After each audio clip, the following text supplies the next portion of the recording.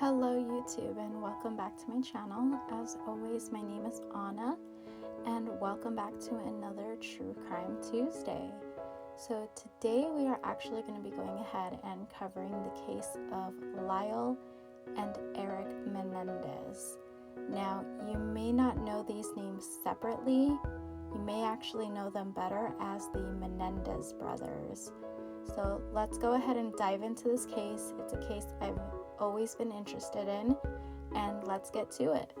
Alrighty, so the Menendez family name was actually brought to the spotlight in 1989 after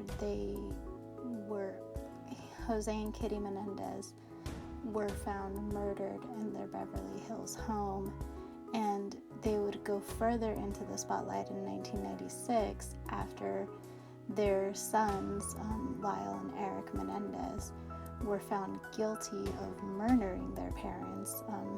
So let's go ahead and actually start at the beginning to see how and why these two brothers may have allegedly murdered their parents. Now, Jose and Kitty Menendez, they actually met at college. So they met at Southern Illinois University, where they were both studying. From what I was able to find, it looks like Kitty went to go on to be a school teacher and then eventually a housewife, whereas Jose, he went on to attend Princeton University, and then from what I was able to find, he was either like a producer or like a CEO type deal with RCA Records, but they did end up moving to Beverly Hills so that Jose could begin to get more into movie production in the industry with live entertainment.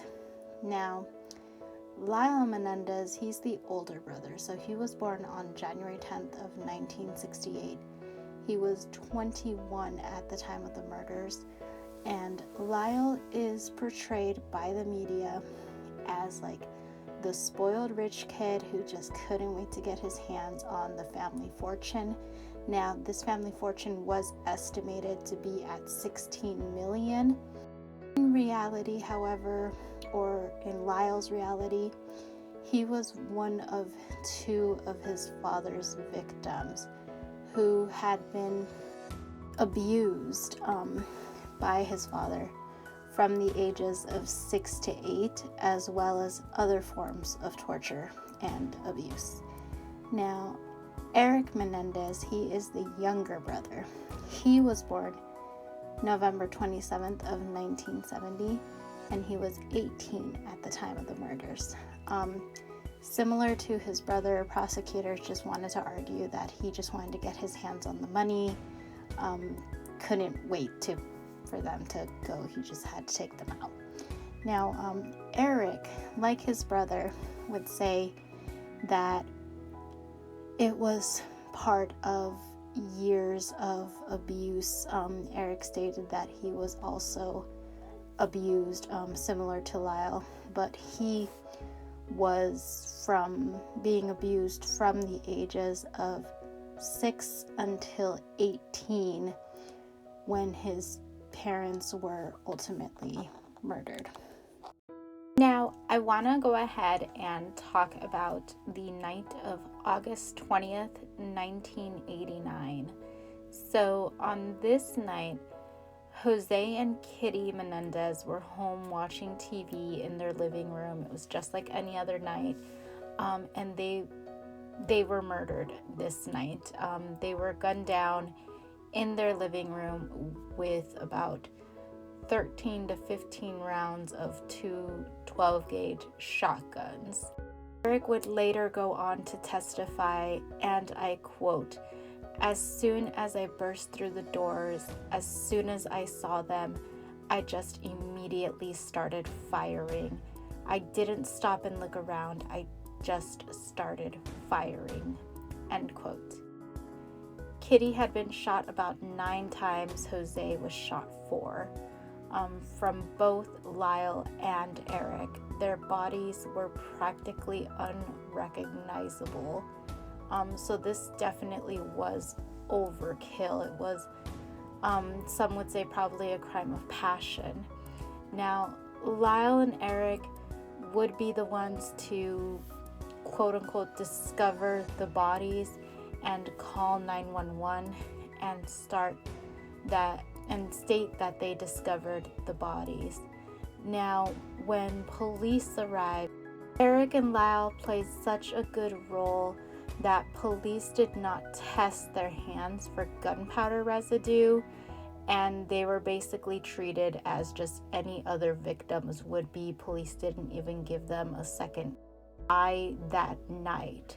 Now, the brothers would go on to tell police that night that they had been out, that they were going to go see a movie. I believe the movie was Batman, but that they needed to return back to the house so that Eric could get his ID. So it was at this point that Lyle actually began to sort of plant the seed that this could possibly be like a mob style hit. But in police investigations, this idea would eventually go ahead and be ruled out. Now, as police began to investigate possible motives and perpetrators, the brothers began to start living, to call it the trust fund lifestyle, the trust baby lifestyle. Since both Kitty and Jose were now dead, the fortune would go to the closest living relatives, being the brothers. Now, during their time of what was supposed to be grieving, the brothers did not seem to be of grieving. The brothers would go on and spend roughly about $700,000. Now, Lyle would spend money on those things. He bought a new Porsche. He pretty much got clothes, restaurants, vacations. Eric, I like to think, was a little smarter with it, because the way Eric spent it is that he went out and he bought a Jeep Wrangler and he paid for a personal tennis coach, and also he invested some of it in a rock concert deal that ultimately never happened. But I mean, at least he was a bit smarter with the money, with actually investing it and making it work for him, as opposed to just Lyle just spending it frivolously. But also on top of this, the brothers were expecting a life insurance policy to be paid out, though for obvious reasons it never actually paid out. They were basically spending money as if they had it, as if they weren't going to have to continue to work for it. And I mean, now that I'm thinking about it, anytime when I'm listening to anything true crime or I'm investigating any sort of case, when I hear the term life insurance policy, my brain just immediately goes to okay, who is the beneficiary? Because most likely the beneficiary is the one who did it because they want the money. I mean, it's so sad and it's so crazy to think that nowadays how much money can change people. But in this situation and in this case, I really don't think it was because of the money. I think it was because of other reasons. The money just came as pretty much like a bonus factor to it. Eric's guilt, it would eventually start eating at him, and it would get to the point where he actually just couldn't even take it anymore. And so he goes to see an old therapist. This is where things start to get messy. So Eric ends up confessing to the murders to his therapist. His therapist's name was Dr. Jerome Oziel, and he confesses to him on October 31st of 1989. This is exactly 2 months and 11 days after the murders. Now, when I say it gets messy, I say that because after his confession, Dr. Oziel calls Lyle and tells him to get to his office. And this is where he finds out that Eric had confessed. And understandably, Lyle does get pissed at Eric and basically tells him, now you know what we have to do. We have to kill him. So the doctor, in fear for his life, he says that he continues the sessions, but this time with both of the brothers, and he's basically making it seem like I'm on your side about this. we'll figure this out together sort of deal. But what the brothers don't know is that he's actually recording them. And I'm going to go ahead and assume without their consent, but he does this, he says, to protect himself. And then after about a month or so, he gets in contact with the brother's lawyer pretty much and tells him everything that he knows. They get together and get to the conclusion to keep recording the sessions, as it may help them later when this goes to trial. Now, at this point, the brothers still aren't arrested, obviously. The brothers would not end up getting arrested until March of 1990. Lyle was arrested first, and then Eric turns himself in 3 days later. Now, the only reason, though, that the brothers were actually arrested was because Dr. Oziel's mistress, her name was Judah Smith, she goes to police and tells them what she knows. But she only goes to the police after the affair is over. So she would go on later on in life to say that she didn't understand why she was getting so much heat for doing what she says was the right thing. But in essence, I think that if it's the right thing to do and you know it's the right thing to do, you go to the police as soon as you find out. You don't wait until your affair is over. She says that it was because of fear for her life. That's BS to me in a way, because anytime that someone says, I was in fear for my life, it's like, if you're going to police and you're telling police and you're telling them the truth, that to me, like, they can provide you with protection, is the way that I see it. So I kind of see that as like a cop-out. But anywho though, police armed with this information, they're able to get the warrants that they need to get the tapes from Dr. Oziel. And then there was the gold mine of evidence that they had in order to get the arrest of the brothers. So the brothers get arrested and they're charged. So they're charged with 2 counts of murder while lying in wait and 1 count of conspiracy to commit murder. I'm going to assume that's from when they threatened the doctor or such. Let's move on to the trials. Yes, that is a plural. The Menendez brothers actually did have 2 trials. The first trial was about 1 year long. It lasted from 1993 to 1994. And the second lasted from 1995 to 1996.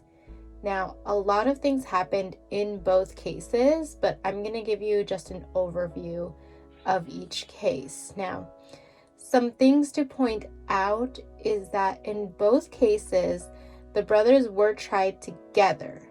But in the first case, they each had their own set of jurors.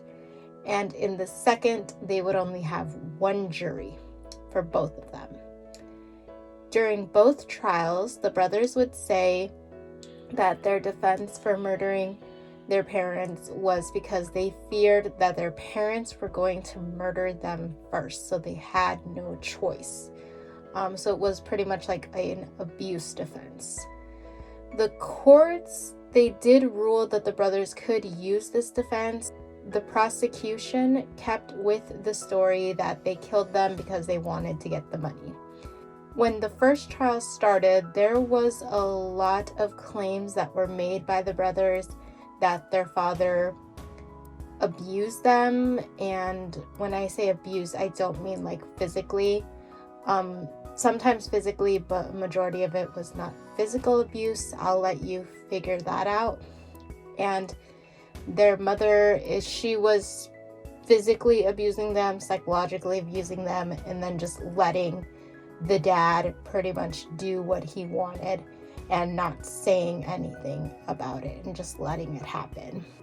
The brothers would testify about the abuse and how much of a toll it would take on them psychologically, and that they felt that they had no other way out. So it was kind of some news outlets kind of went with the idea that they were going for a battered wife syndrome defense. And if you're not familiar with what that is, it's basically a wife who's just been abused so much to the point where she just can't take it anymore and she just kills her husband. There was a lot of testimony from family members of the Menendezes to help for the defense. The prosecution, they didn't do a whole lot as far as like objecting to certain claims that were being made. They weren't on their A game, in my opinion. They were just more on their idea that they wanted the money. They had the evidence, which was the tapes of the recorded sessions, and then ultimately both juries, they just could not come up with a verdict, so they were considered a hung jury, and the case was declared a mistrial. The second trial was different from the first trial, considering there was a lot that was changed. For instance, in the first trial, it was recorded, it was televised. This time it would not be. And for the second one, instead of having 2 individual juries for each brother, they both had just 1 jury. The defense was not able to bring up any of those witnesses that they were able to in the first, or even if they did, the prosecution was a lot better at objecting this time around. And another difference was also that Lyle, he did not testify this time around. Eric did. He essentially testified for both of them, but Lyle, he did not want to testify, which, I mean, in my opinion, I believe that that may have been a bad idea and kind of hurt him, considering that this is a brand new trial. It's not like they have the information from the first trial. They're presenting an all new information to a whole new jury. So this time around, when it came to the jury, it was in their hands after everything was said and done. They came back with a guilty verdict, and with this guilty verdict during sentencing, at this point, that is when the defense was able to bring those witnesses, but by then it was really no point to it. So the brothers were ultimately sentenced to life in prison with no possibility of parole. Even after many, many years of appeals, this case is like almost 30 years old at this point.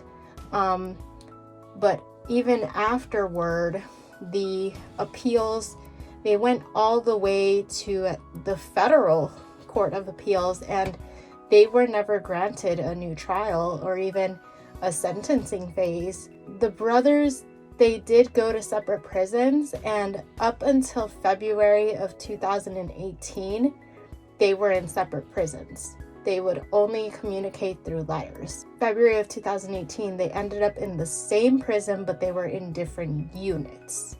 Lyle and Eric would not physically see each other until April 4th of 2018, when Lyle got moved to the same unit as Eric. That's when they were finally able to see each other again for the first time in so many years. This case is a case that I personally do believe that these brothers should be given a new trial.